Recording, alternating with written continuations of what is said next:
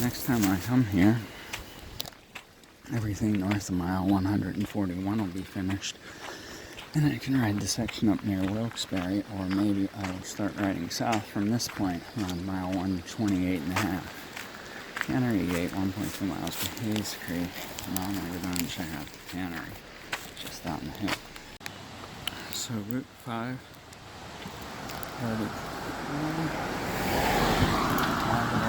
so it's over here. Over Lehigh Gorge.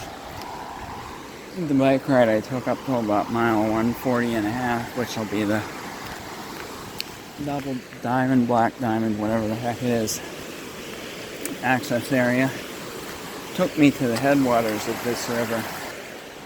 It's kind of like a little pond and barely a trickle of a creek. And then it grows and grows as you come down. And I can see why this is called Tannery, whatever. There's a lot of tannins in that water. That really rich brown, almost like tea color, Coca-Cola color. A lot of that will come from leaves and decaying plant material. The river that I'm thinking of that's got the most tannic acid, almost sounds like satanic acid, like it's pure evil, but the most tannic acid I know of is in the Blackstone River in Rhode Island near Providence. It's just a deep, deep coffee black. So Lehigh Tannery Historic Site. I think this is in Carbon County. It's a little bit east. There's Whitehaven, a little bit east of 81 and south of 80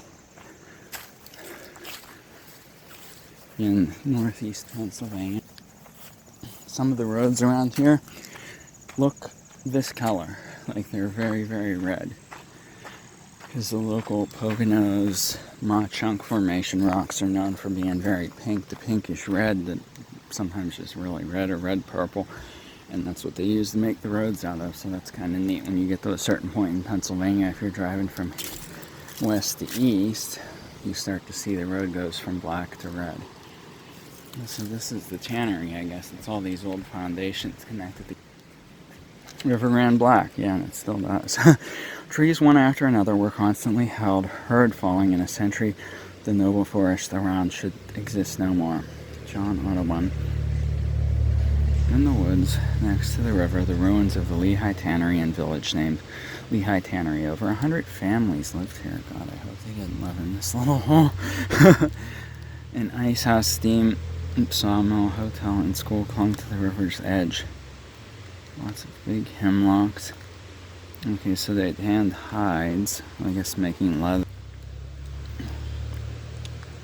Waste dumped into the river turned it black, which maybe is why it's still a little bit looking that color today. 1875, an uncontrollable fire ignited and swept across the forest floor, engulfing and forever destroying the tannery. So the ruins of this have been left, I guess, pretty much as we see it since 1875. It is now 2018. That makes this site more than 143 years old. It was 143 years old when it went away. Decades before, Audubon visited and sketched a variety of birds. Sadly noted the deforestation in his journal. Today the industry is largely gone. Rejuvenated forests again shelter native birds and welcome modern-day Audubon forests in Pennsylvania that would have existed before that time. I know of only two, which is Cook's Forest State Park in the northwest part of the state, and Salt Creek State Park has a small tract in the northeast part of the state. Most of what you see, even in the well-forested areas, is second-growth forest.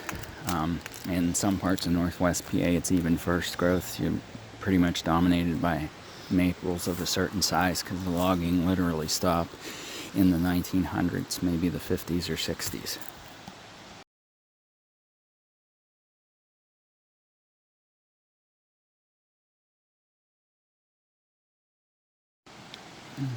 So I regret that I can't share more with you. It's probably about 3:15 on Sunday, September 23rd, 2018, probably the second or third day of fall, but I have to head home. It's about a 6-hour drive back to Pittsburgh, and unfortunately the camera and the phone, this has been dead most of the day ever since I used it up on an early morning hike.